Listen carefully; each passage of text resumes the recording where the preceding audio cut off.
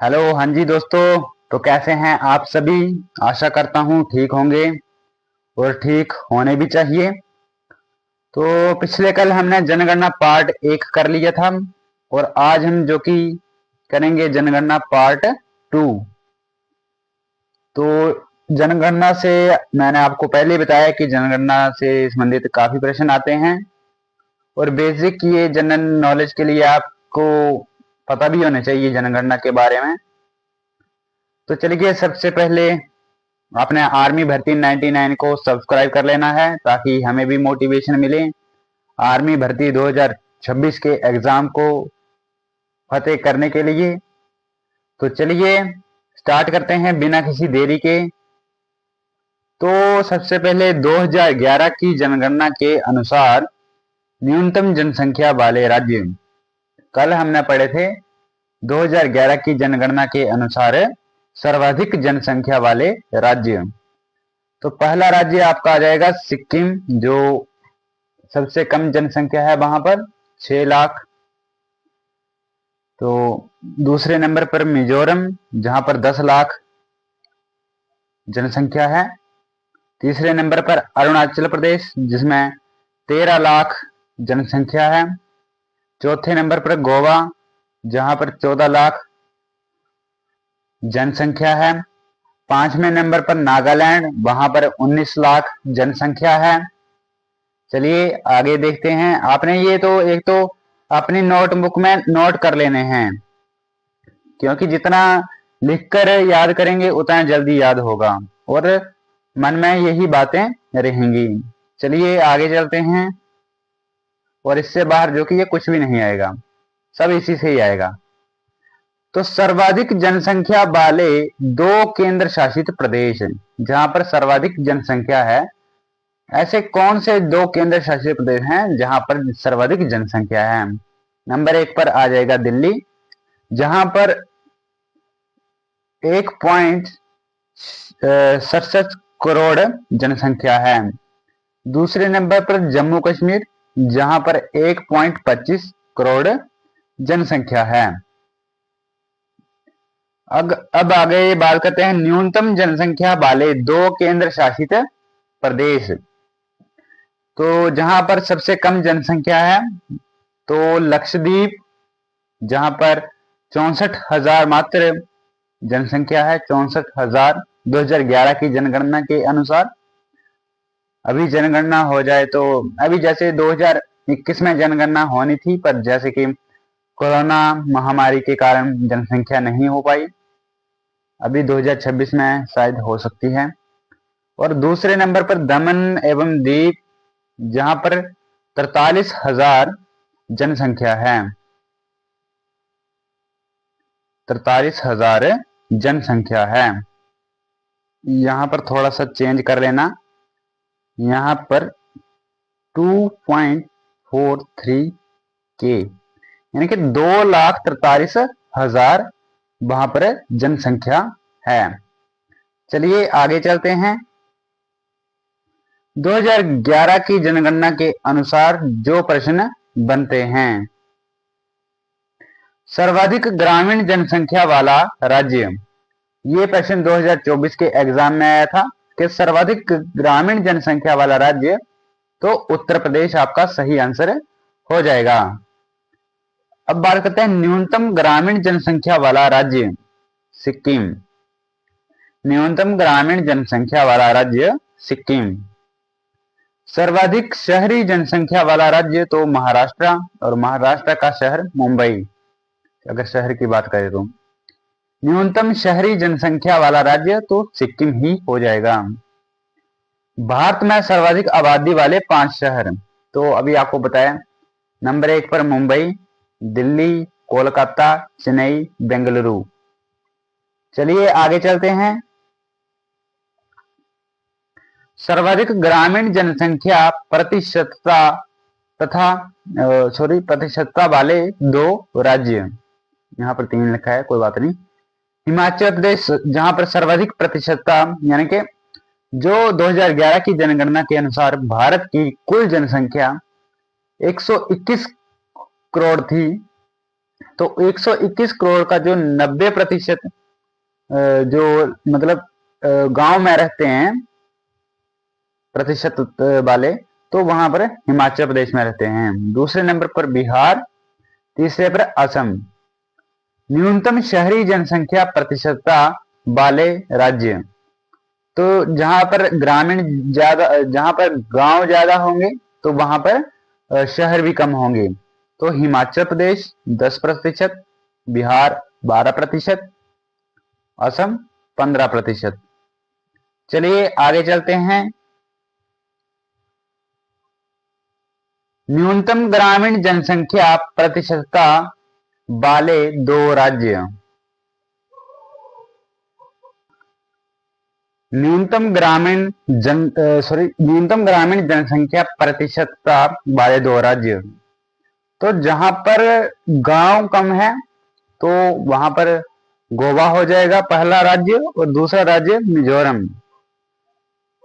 और सर्वाधिक शहरी जनसंख्या प्रतिशत वाले 2 राज्य, यानी कि जहां पर ग्राम कम होंगे वहां पर शहर ज्यादा होंगे।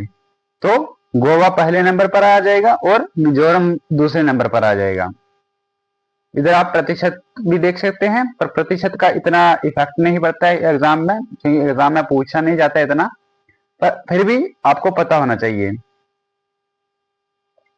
अगर आप पीडीएफ की बात करें तो मैं टेलीग्राम लिंक, मैं डिस्क्रिप्शन में टेलीग्राम लिंक डाल दूंगा, उसमें पीडीएफ डाल दूंगा, आप देख सकते हैं। तो लिंगानुपात, तो लिंगानुपात का अर्थ क्या है? प्रति 1000 पुरुषों पर महिलाओं की संख्या, प्रति 1000 पुरुषों पर महिलाओं की संख्या।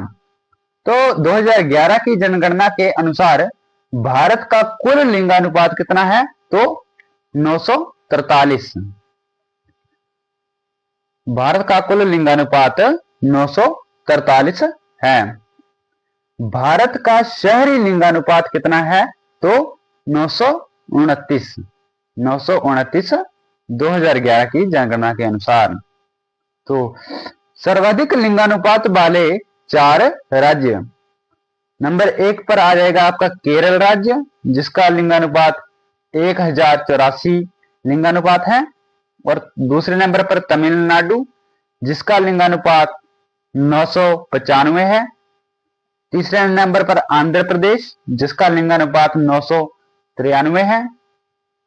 चौथे नंबर पर छत्तीसगढ़, जिसका लिंगानुपात 991 है। चलिए आगे चलते हैं। ये सभी आपने अपनी नोटबुक में नोट करना है। न्यूनतम लिंगानुपात वाले 4 राज्य, तो नंबर 1 पर आ जाएगा हरियाणा। तो हरियाणा जो कि है उसका लिंगानुपात 879 है। और दूसरे नंबर पर जम्मू कश्मीर, जिसका लिंगानुपात 899 है। तीसरे नंबर पर सिक्किम, जिसका लिंगानुपात 890 है। चौथे नंबर पर पंजाब, जिसका लिंगानुपात 895 है। सर्वाधिक लिंगानुपात वाले 2 केंद्र शासित प्रदेश, तो नंबर 1 पर पुडुचेरी, जिसका लिंगानुपात 1037 है। दूसरे नंबर पर लक्षद्वीप, जिसका लिंगानुपात 947 है। चलिए आगे चलते हैं।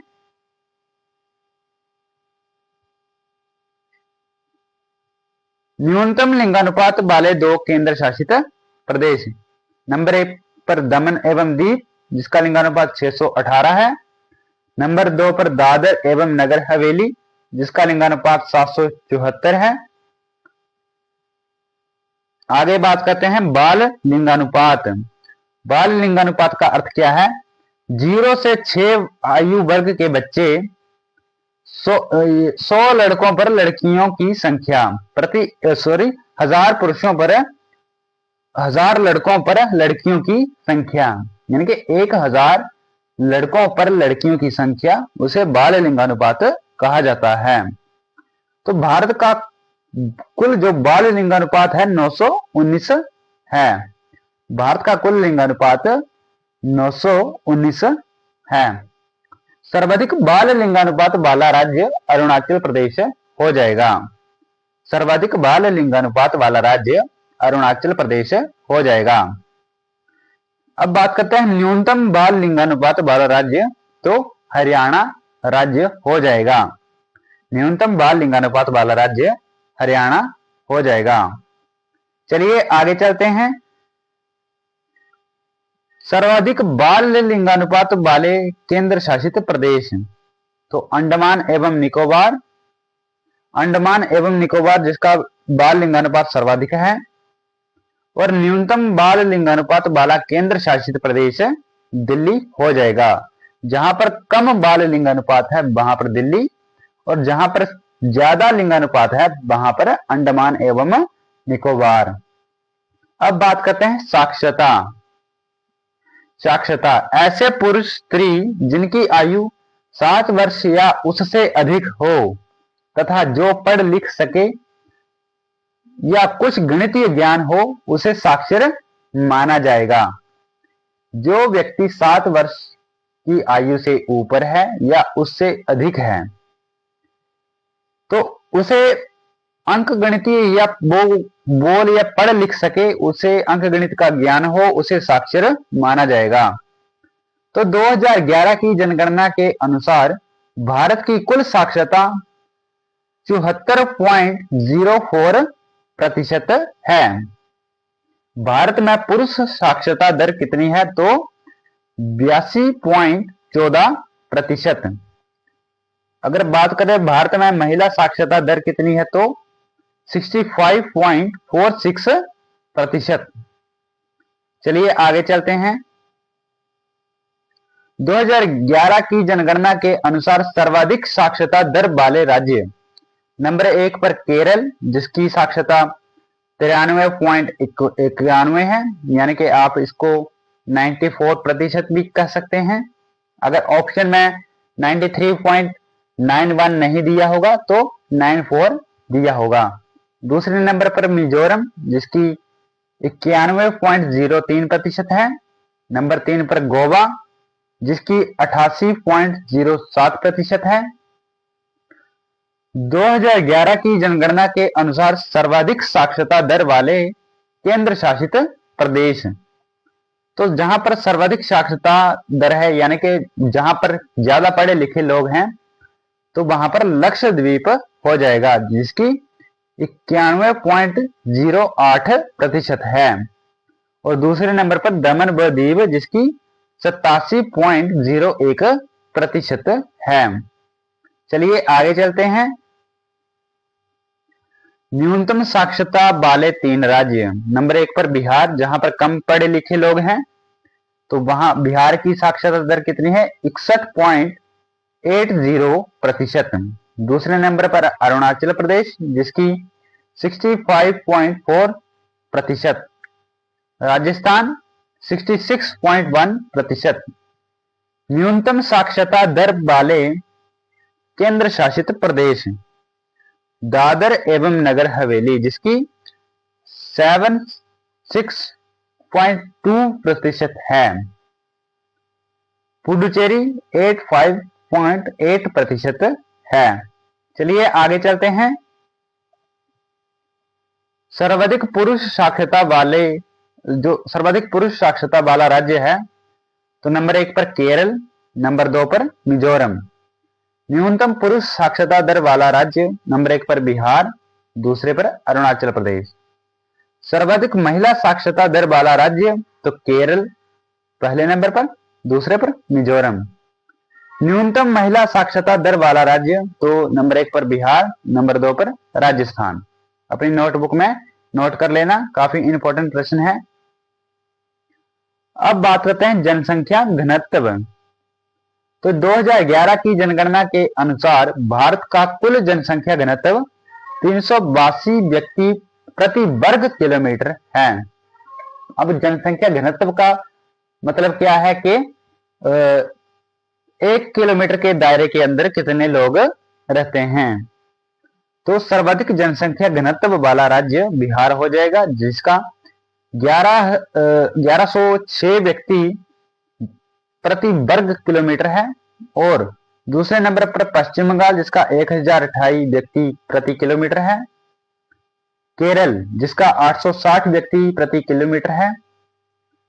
चलिए आगे बात करते हैं न्यूनतम जनसंख्या घनत्व वाले राज्य। तो अरुणाचल प्रदेश जिसका 17 व्यक्ति प्रति किलोमीटर है। दूसरे नंबर पर मिजोरम जिसका 52 व्यक्ति प्रति वर्ग किलोमीटर है। तीसरे नंबर पर सिक्किम जिसका 86 व्यक्ति प्रति किलोमीटर है। अब बात करते हैं सर्वाधिक जनसंख्या घनत्व वाला केंद्र शासित प्रदेश। तो दिल्ली हो जाएगा, जहां पर 1 किलोमीटर के दायरे के अंदर 11,320 व्यक्ति रहते हैं। न्यूनतम जनसंख्या घनत्व वाला केंद्र शासित प्रदेश अंडमान एवं निकोबार द्वीप समूह, जहां पर 46 व्यक्ति प्रति किलोमीटर के दायरे के अंदर रहते हैं। चलिए आगे बात करते हैं अनुसूचित जाति यानी कि एससी। तो भारत सरकार अधिनियम 1935 में सर्वप्रथम अनुसूचित जाति का अनुप्रयोग किया गया था, जबकि संविधान के अनुच्छेद 341 में अनुसूचित जाति शब्द का उल्लेख दिया गया है। 2011 की अंतिम जनगणना के अनुसार देश में अनुसूचित जातियों की संख्या लगभग 20 करोड़ है, जो देश की जनसंख्या का 16.6% है। सर्वाधिक अनुसूचित जाति वाला राज्य उत्तर प्रदेश हो जाएगा, जिसकी 4 करोड़ है। प्रतिशत की दृष्टि से सर्वाधिक अनुसूचित जाति वाला राज्य पंजाब हो जाएगा, जहां पर 31.9% है। न्यूनतम अनुसूचित जाति जनसंख्या वाला राज्य तो मिजोरम हो जाएगा, जिसकी 1218 है। चलिए आगे बात करते हैं आज की आखिरी स्लाइड में अनुसूचित जनजाति यानी कि एसटी। तो 2011 की जनगणना के अनुसार अनुसूचित जनजाति की जनसंख्या 10 करोड़ है। तो सर्वाधिक अनुसूचित जनजाति वाला राज्य जो कि है एमपी, इधर लिखा नहीं है पर एमपी हो जाएगा, मध्य प्रदेश, जहां पर 1.50 करोड़ जनसंख्या रहती है। और प्रतिशत की दृष्टि से सर्वाधिक अनुसूचित जनजाति वाला राज्य मिजोरम हो जाएगा, जहां पर 94.4% जनसंख्या रहती है। 2011 की जनगणना के अनुसार सबसे बड़ी जनजाति भील जनजाति है और दूसरे स्थान पर गोंड जनजाति हो जाएगी। तो चलिए इसी के साथ क्लास को एंड करते हैं। तो क्लास आपको कैसे लगी, जो कि हमारी 2 भागों में 2011 की जनगणना का जो सिलेबस जो टॉपिक था कंप्लीट हो गया है। इससे बाहर जो कि ये कुछ भी नहीं आएगा अगर आप ध्यान से इसको लिखकर और याद कर करके लिखें पढ़ें, क्योंकि जनसंख्या से काफी प्रश्न आते हैं। हालांकि 2025 में इतने प्रश्न नहीं आए थे, पर 2024 में भर भर कर प्रश्न पूछे गए थे, हमने आपको वो भी करवाए हैं। तो जो जनसंख्या का हमने चैप्टर करवा दिया है, इसका पीडीएफ हम अपने टेलीग्राम चैनल पर डाल देंगे, आप देख लीजिएगा, लिंक डिस्क्रिप्शन में डाल दूंगा। तो चलिए इसी के साथ क्लास को एंड करते हैं। जय हिंद, जय भारत, धन्यवाद।